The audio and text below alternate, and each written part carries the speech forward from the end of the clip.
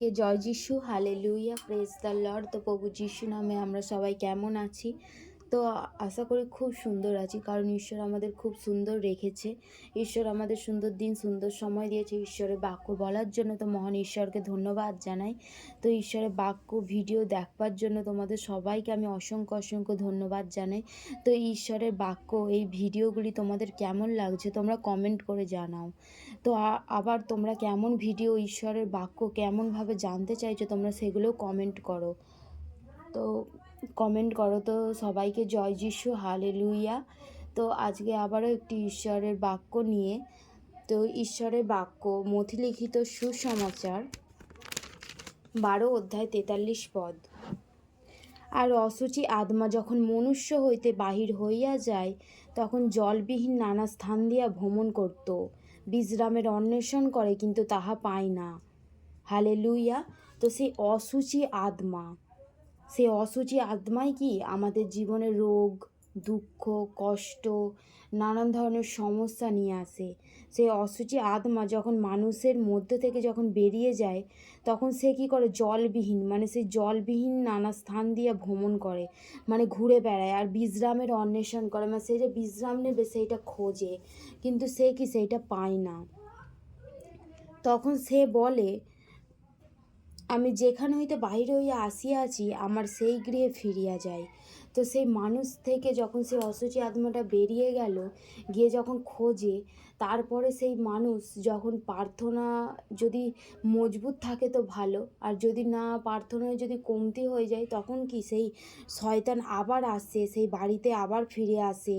সে আসিয়া যখন সেইটা শূন্য, মার্জিত, শোভিত দেখে, মানে যখন আমরা একটা মাথায় তেল মাখি তখন কি আমাদের চুলটা খুব সুন্দর, মানে একটা মানে উজ্জ্বল ভাব হয়। আর যখন আমাদের চুলটা যখন শুকনো, মানে শ্যাম্পু দেওয়ার মতন হয়ে থাকে, তখন কি আমাদের সেই চুলটা মানে একটা শুষ্ক মতন হয়ে থাকে। সেরকমই যখন আমরা ঈশ্বরের প্রার্থনাতে, যখন আমরা প্রার্থনায় থাকব, তখন কি আমরা ঈশ্বরের হাতের উপরে থাকি।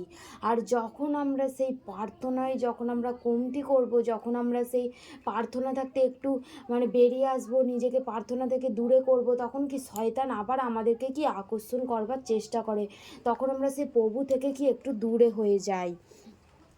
তো সেই রকমই বলছে, মার্জিত শোভিত দেখে, তখন সে গিয়ে আপনা হইতে দুষ্ট অপর 7 আত্মাকে সঙ্গে লইয়া আসে।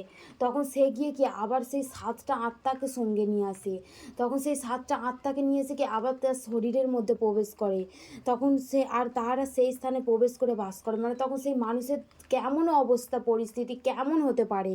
তো সেরকম ঈশ্বরের বাক্য দ্বারাই আমাদের বলছে যে সেই মানুষের প্রথম দশা হইতে শেষ দশাকে আরও মন্দ হয়, আর এই কালে দুষ্ট লোকেদের প্রতি তাহাই ঘটিবে।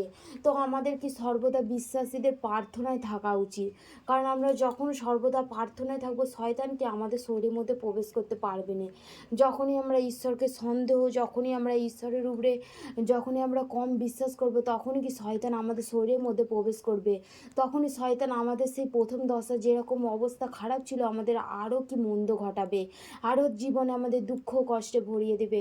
তো শয়তান কি এইটাই চাই, সর্বদা যাতে আমরা দুঃখ কষ্টে পড়ে থাকি, কিন্তু ঈশ্বর আমাদের কি সর্বক্ষণ আগলিয়ে রেখেছে, ঈশ্বর আমাদের সর্বক্ষণ সঙ্গে সঙ্গে রেখেছেন। তো সেই জন্য মহান ঈশ্বরকে ধন্যবাদ জানাই। তো ঈশ্বরের বাক্য খুব সুন্দর বাক্য, ঈশ্বর আমাদের সুন্দর মানে বাক্য বোঝালেন। তো সেই জন্য মহান ঈশ্বরকে ধন্যবাদ জানাই। তো ঈশ্বরের বাক্য এতটাই। সবাইকে জয় যিশু। আবারও একটি নতুন ভিডিও নিয়ে আসতে চলেছি। সবাইকে জয় যিশু, হালেলুয়া, প্রেজ দ্য লর্ড। তো মহান ঈশ্বরকে নামে ধন্যবাদ জানাই। আমিন।